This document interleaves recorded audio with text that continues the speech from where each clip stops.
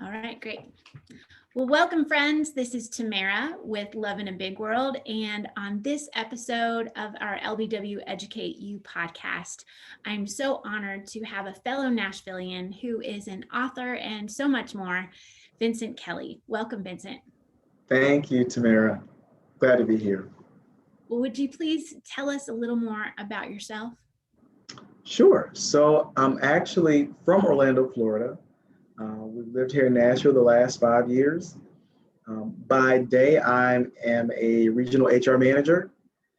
I'm a husband, I'm a father, and then by night, I'm actually an author. And I write children's books. And so I've actually written 2 so far. And so it's been a fun journey, so I'm excited. Great. So tell us about your experiences in HR and how that inspired you to do your work in children's literature. Sure. So I've never done anything else. So I went to school for business marketing, but before I got up undergrad, I found an internship in HR. And ever since then, for the last 16 years, that's all I've ever done. I've had the opportunity to work with people all over the world. I mean, on every continent I've talked to, collaborated with. And so it's given me just a love for differences, for diversity, because some awesome things that have happened. We've been able to do some great things because people are different. And so I think that my love for diversity definitely fuels my passion for writing, and even fuels some of the works that I've actually released so far. So that's great. So you're talking every continent? You've worked with people from every continent in the world? Every single continent. Yep. Wow. Yeah. And what's that like when you're having to deal with different languages, different time zones, just different cultural expectations? How do you navigate that? Oh my gosh, it can be very difficult. So depending upon, I've served in maybe 8 or 9 roles in HR over my career, right? And so depending upon the role, to accommodate like time zones, you might have to get up at 3 o'clock in the morning for like a 4 o'clock meeting. Even in my role now, normally my meetings start at about 5:30 in the morning because I have to talk to people in the Netherlands or in some part of Europe, or we have to find like a sweet spot in the time zone because we have to accommodate all the regions. So it can get complicated, but it's also fun, and I get a lot of energy from that. So I might be a little weird, but it does energize me. That's great. So when you're dealing with people from all over the world, what do you see as a common thread for all cultures? I think that we all want to, people are good. I think at the heart, people are good. I think they want to do well, right? Everybody wants to do good. And I think it's something that kind of binds us together. I found that, we can all work together. I think people want to work together. And I found that as kind of a common theme between me kind of working with people all over. I like that. So if you really are experiencing all these people, and you have quite the history, 16 years worth, and you're saying that there's this common desire to do good, what's keeping us from working together to accomplish the things that need to be done, in your opinion? In my opinion, I think that sometimes our differences can be scary, right? It can be scary because many times it's hard to kind of think outside yourselves. Here in the US, we have 50 states. We have a culture here. But if you go to China, the culture may be slightly different, right? Things that may be more acceptable here may not necessarily be more acceptable there. Well, one, our languages are different. So people speak and write Mandarin, right? Whereas if you go to India, there's a completely different dialect. In fact, in India, there are thousands of dialects, right? And so you think about just how different it is. But it's exciting because you get to kind of experience something new. And it kind of opens your eyes to this world of differences that is I think it's absolutely beautiful. And so, yeah, again, I get to work with people all over, and it's just a lot of fun. It's a lot of fun. So one of the things that I'm hearing about your story, Vincent, is that element of curiosity about other people and how that fuels you in your work and how that enables you to work with people of all different cultures and races and ethnicities and backgrounds. Yeah, you think about just a lot of the inventions that have actually happened, right? Like the cell phone. You think about, I don't know, the car that we drive or the microwave that we use at home. Like it literally started in someone's head, right? So all of us are different. All of us bring value to the table. I think that's one of the probably the most exciting things about diversity is that all of us bring value to the table. It might be a different perspective. You might think about the same thing that we're talking about very differently than I might do it. But it's all needed because we could create something great with your perspective and my perspective. If we put them together, something really awesome could come out of it. So you mentioned the word diversity, and I know this might sound really basic, but define that for us in your opinion and based on your corporate experience, because diversity and equity is a huge conversation right now in education and also in our society. And I think it's been elevated to a level that's unprecedented. So give us your definition of diversity and then tell us why representation matters. So if I'm going to make it sound really, really simple, right? So the one thing that I think about when I think about diversity is variety, nothing more and nothing less, right? So, and it's not isolated to one specific factor. So it can be, race, the color of our skin. It could be our culture. It could be the language that we speak. It could be our family makeup, right? It can be so many. It could be the hobbies that we actually have. Age could actually be a factor of diversity. So there are all these different factors that can be considered. And I just went through maybe about 8, but there are so many more. And I think that it means nothing more, nothing less than just variety. And I think variety is really, really cool. I think the idea of everything being the same all the time, day in and day out, can get kind of monotonous, right? And so you got to be able to break it up. You need a different perspective. You need a different way of looking at things. You want to do something different. And so I think variety gives us that. And so why does that variety or that representation matter? I think because everyone needs to feel that they have a place.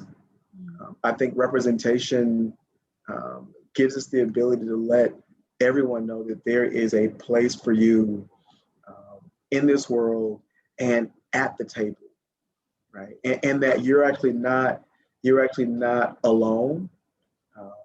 There is somebody else that has the same hobby or likes as you, or there's someone that has the same tone of skin that you have, or someone that has the same life experience or culture or background.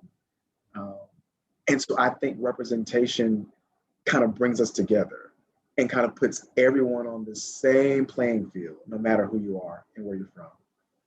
So what I hear you saying is representation provides a sense of belonging.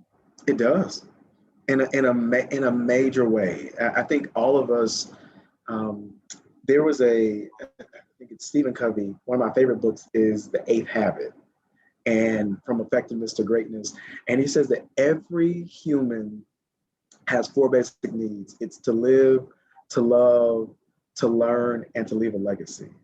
And so, when you think about living, right, part of living is finding a community, a sense of belonging, having somewhere where you actually fit in.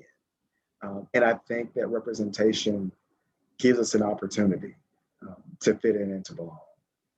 One of the other things I'm thinking about as you're speaking about belonging is and you mentioned having a seat at the table, is that everyone's voice matters. Yeah, I think that, especially now, I think more people need to know that they actually have a voice. They need to have a voice because there are so many things that actually happen, in this world, in our states, in our cities. And I think people need to know that, one, it's okay to talk about them, whether they are popular or they're not popular. I think that everyone deserves an opportunity to be heard and to be respected for whatever their difference is, whether it's difference of opinion, lifestyle, sexual orientation. It doesn't really matter, right? We deserve to be heard. Well, and I think about this so much, just connecting the dots between the work that I do with social emotional learning as well as in technology, is that technology really has given people a new opportunity to let their voices be heard in a way that hasn't happened in the past. Yeah. It used to be you sit and you listen to the powers that be about whatever it is. Yeah. And in some ways, I think corporate and education are two sectors that are still catching up to that idea that people have a voice. And Mm-hmm. in the other sectors of their lives, they expect to be heard. But when it comes to corporate and education, it's still kind of sit down, listen to what I have to say because I'm the Yeah. boss. Yeah. And so it's just really interesting to hear you say that. So how do you connect that to your work as far as providing opportunities for representation and voice? Yeah. So I think it's a couple of things. One, I think it's not being afraid to have some of the difficult conversations. So I think last year, 2020, was an unprecedented year, one because of the onset of COVID, but because of, even some of the racial, equity issues that, surfaced, or not even surfaced, I'll say, that kind of boiled to a head, right, last year, that kind of sparked a response, not just here in the US, but around the world. And so you saw people of every, color of skin, right? You had people stand together. You had people stand together. There were even organizations that came out and made statements, just around racial equity. And so for me in my line of work, we took that as an opportunity for our organization to have the conversation around racial equity, to have conversations around the experiences of people. And it wasn't just experiences of people here in the US, because the conversation around diversity and equity also exists in other countries around the world, and not just here in the US, which, again, like sometimes when we're in our silo, you kind of think it only exists here, but it doesn't. So it's in India, it's in China, it's in all these different countries. And so I connected in that way. We also make sure that we make a habit of saying, diversity is a goal, right? It's a goal. It is a value of ours. We want everyone to feel like you are valued, and so I think that is one of the major ways, two of the major ways that we make it a priority, make it a value. That's great. Yeah. So tell us more about how the racial injustices in the protests of 2020 impacted you personally and how that motivated your new book, All People Are Beautiful. Yeah. So, for me, as being an African American male, I have, of course, I grew up with a certain experience, right? And so I've had some, not necessarily good experience, but not necessarily bad experience, right? But with 2020 being what it was, I remember just everything that happened as a result of George Floyd.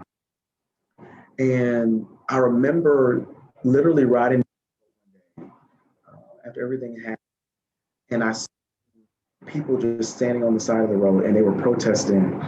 And what I noticed was that everyone protesting on this particular day at this particular time, everyone protesting did not look like me. So they didn't have my same color of skin. And it was overwhelming in the best way. And it brought me to tears. It brought me to tears. And then to look on the TV and see people just marching all over the world. Literally the thought was that all people are beautiful. All people are beautiful. And I don't know that I necessarily plan to write a book, but I tend to be inspired by any and everything. And so I wrote down the idea, set it down, walked away from it, and then the words just started coming. And so then I had to figure out, okay, so who is this message for? Am I going to speak to adults? Or who can I speak to? And so I said, I want to talk to kids. So they're going to be tomorrow's policemen and policewomen. They're going to be our tomorrow's presidents, doctors, lawyers, educators. And who better to deliver a message of the celebration of differences, diversity, respect, acceptance, awareness to them. I believe that diversity is a subject or a topic that you can't talk about you can't talk about it enough, and you also can't talk about it too soon. And so yeah, that's how it came about. And it's just been an amazing journey. It's been an amazing journey. So I'm recalling the events of last year, and what you don't know about me yet, Vincent, is that I'm the mother of 3 Black children. So all my kids are adopted. They're biracial. They identify as Black. And last year, when everything was going down, it especially impacted my teenage daughter. I would say she was the most vocal of the 3 about it. And she's trying to find her place in this world, right? And so as she's going through this metamorphosis, which is just a normal part of development for a teenager, she's now going to graduate from high school in the next few weeks.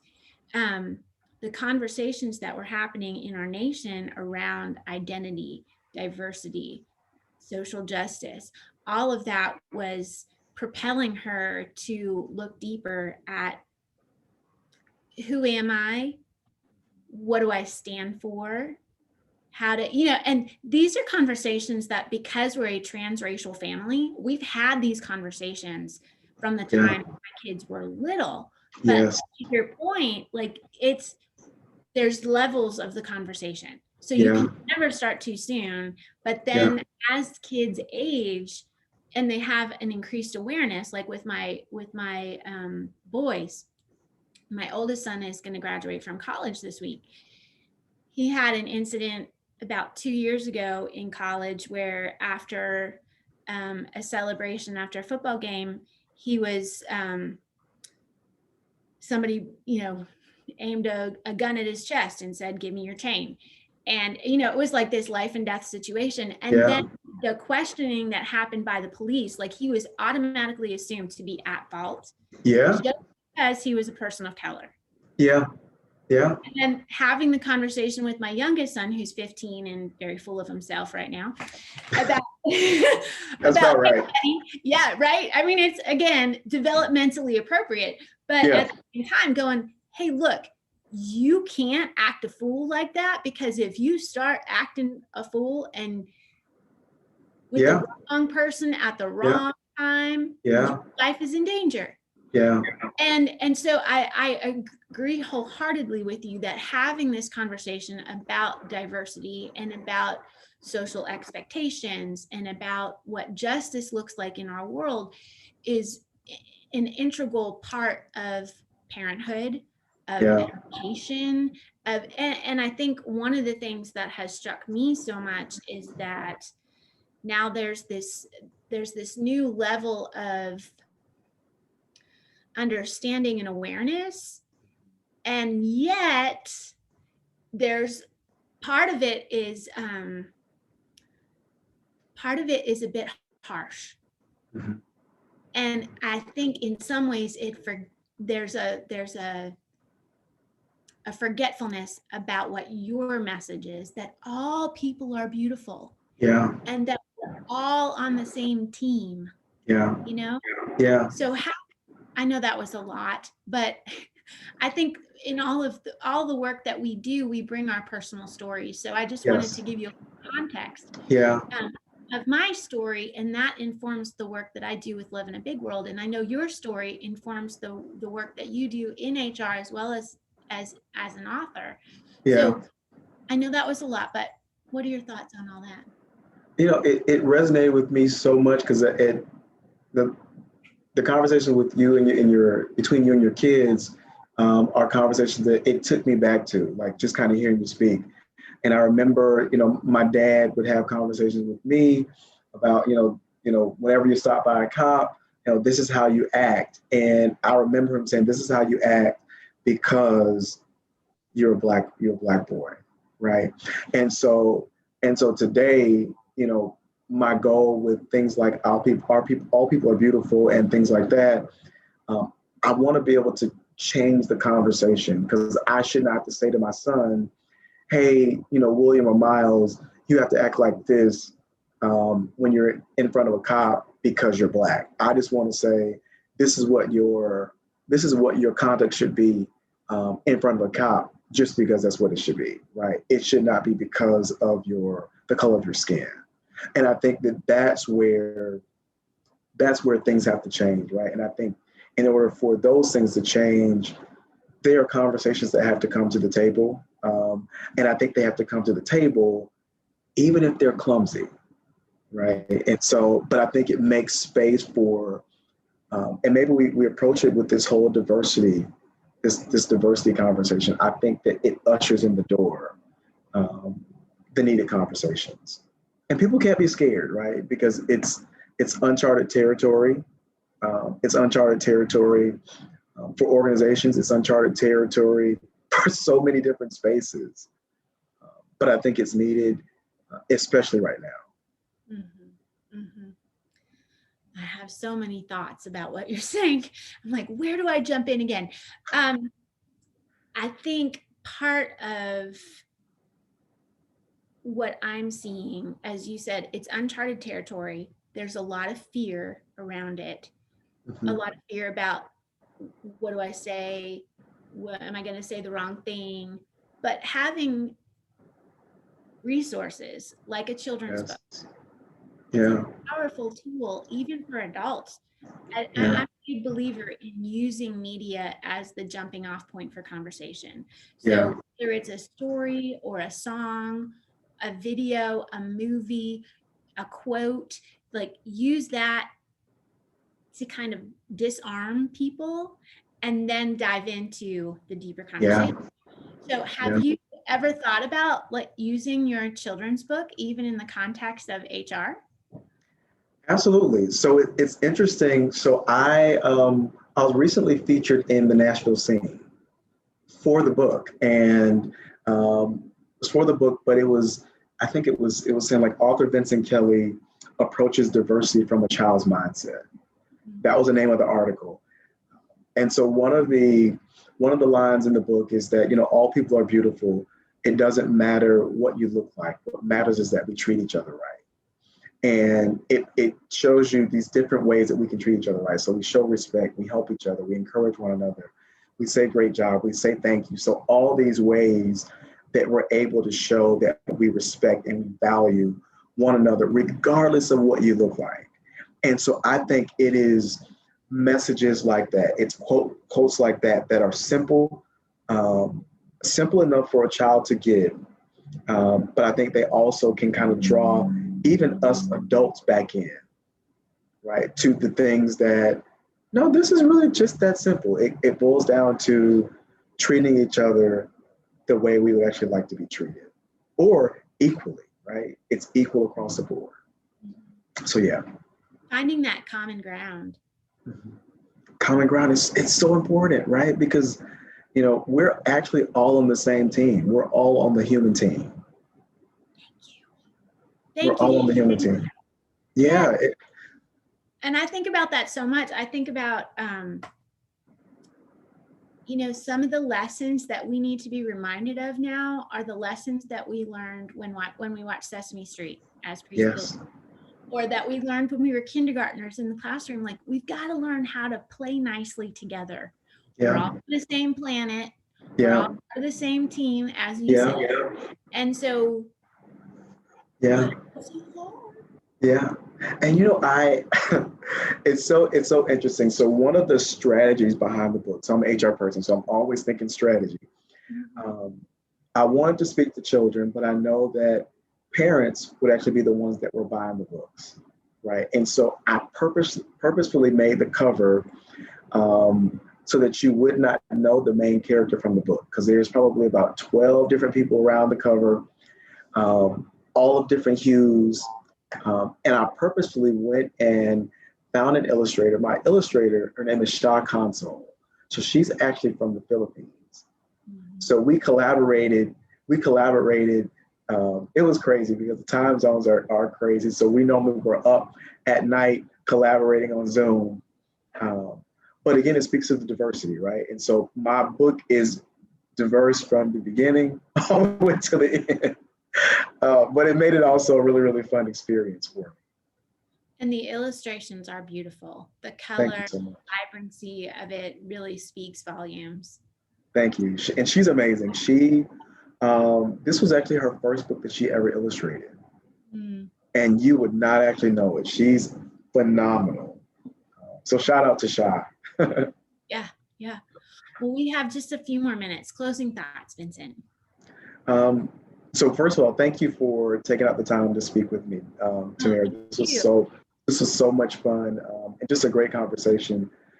If I had to leave anything, it is that I truly believe at the core of who I am, that diversity is needed. I think the conversation is needed. I believe that all people are beautiful, all cultures are beautiful, all languages are beautiful, and that celebrating our differences is beautiful. Thank you for having me. Yes, and thank you so much, Vincent, for sharing your work, but more importantly, sharing your heart. And I believe it's conversations like this that will really help us move forward together and help our kids find a better way in the future. Amen to that. 100%. Well, friends, thanks again for tuning in to this episode of Love in a Big World, and we will see you next time. Thanks.